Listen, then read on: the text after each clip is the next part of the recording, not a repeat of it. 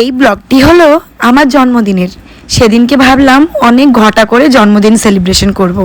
কিন্তু না, শাশুড়ি মা কল করে বলল যে আজকে আমার একটি ননদের বাড়িতে বেড়াতে যাবে। তো দেখো সেখানেই এলাম। এসে আমার ননদিনী তো প্রথমে ওয়েলকাম ড্রিঙ্কস দিয়ে গেল। সো এটা ছিল ম্যাঙ্গো জুস। আর আমি এই গরমের দিনে জুস তো খুবই ভালোবাসি, সেটা তোমরা আমার গলার আওয়াজ শুনেই বুঝতে পারছো। প্রথমে ভেবেছিলাম আসবো না, কিন্তু অনেক দিন পরে আমার ননদিনী এসেছে বাড়ি। তো ও তো আমাদের বাড়িতে বেড়াতে আসেই না, আবার কবে আসবে, আবার কবে সময় হবে, এই বলে আসা। আর অ্যাকচুয়ালি যদি নাই আসতাম তাহলে ননদিনী ভীষণ রাগ করতো। কথায় আছে না, ননদিনী রাইভাগিনী। আর এদিকে আমার গুবলু সোনা আমাকে দেখে দেখে শিখছে জুস খাওয়া। এই মধ্যে খেতে না খেতেই ননদিনী এখানে আবার নিয়ে চলে এসেছে প্রচুর প্রচুর খাবার। আমি তো ভাবছিলাম যে এত খাবার খাবো কিভাবে, জাস্ট মিছি বলছিলাম আর কি। আমি তো খেতে খুবই ভালোবাসি, তোমরা জানো। তো এই যে তোমাদের সঙ্গে গল্প করতে করতে খাওয়াও আমাদের কমপ্লিট। আর এখন যাচ্ছি আমাদের সাইফুল দাদার শ্বশুর বাড়িতে, কারণ সাইফুল দাদার বউ খুশি এখানেই রয়েছে। তাই ভাবলাম যে একবার দেখা করে আসি।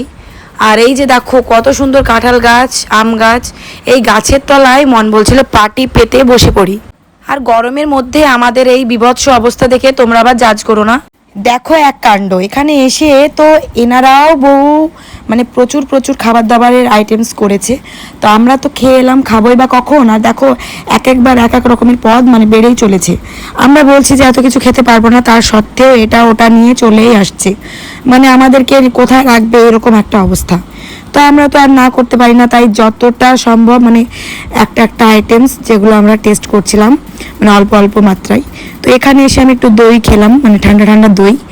আর এই যে দইটা কিন্তু ভীষণ সুন্দর ছিল। এরপরে আবার আমাদের দুপুরের ওখানে খাবার দাবারের আয়োজন করা হয়েছিল, ভাবছিলাম কখন যাবার কখনই খাবো। তো এখানে এসে দেখছি ওনারা ভাত বেড়ে ফেলেছেন আমাদের জন্য। তো এখন কি করে খাবো সেটাই ভাবছিলাম। তো তারপরে অল্প কিছু খেয়ে আমরা আমি বেরিয়ে পড়েছিলাম।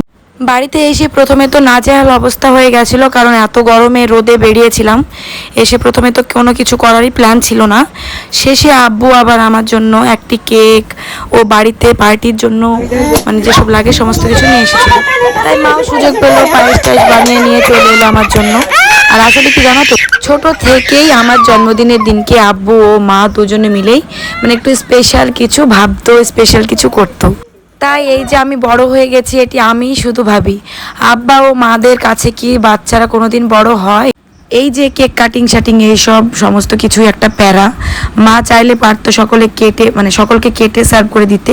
তো আমার ভাই ও বোনেরা সকলে বললো যে না, একটু ঘটা করে কেক কাটো। তাই আর কাটা। তাই এখন আমি সবাইকে বললাম যে আমাকে অত উইশ করতে হবে না, যেগুলো দেখলে আমার আবার একটু মানে নিজেকে বড় লোকস লাগে, মানে যেটি আমি না। আমি একটি সাধারণ মানুষ, মানে গরিব মানুষ। তো গরিবদের বাড়িতে এইসব কিছু মানায় না, বুঝতেই পারছো তোমরা। তো এই যে আমি কেকটা কেটে প্রথমে আমার জননীকে খাইয়ে দেবো, মানে আমার মা জননীকে, মানে যার জন্যে আমি পৃথিবীর আলো দেখেছি। তারপরে আমার মামিকে, এই যে আমার মামি। তারপরে আমার গুড্ডু মানে আমার বুগলু সোনাটা তাকিয়ে দেখছে আমাকে যে এটা কি হচ্ছে। তো এই যে আমি একটু ডান্স করে নিলাম, মানে পার্টি দিচ্ছে বলে কথা আমার বাবা। আর এই যে মা পায়েস নিয়ে চলে এসেছে, একে একে সবাই খেয়ে নেবে। বল তাহলে কেমন লাগছে খেতে পায়েস? মোটামুটি শব্দ বেশ অমায়িক, ভালো লাগছে। তো চলে আসুন। সো ভাইয়ের সঙ্গে তো আমি রিভিউ নিয়ে নিলাম পায়েসের। এরপরে এই যে কোল্ড ড্রিঙ্কস দেওয়া হবে সকলকে। তো এটা হচ্ছে আমার মামাই তো বোন। সো এই ছিল আজকের ব্লগ। ভালো লাগলে অবশ্যই লাইক কমেন্ট করতে ভুলবে না। আর ততক্ষণে সকলে সুস্থ থাকবে, ভালো থাকবে। আল্লাহ হাফেজ।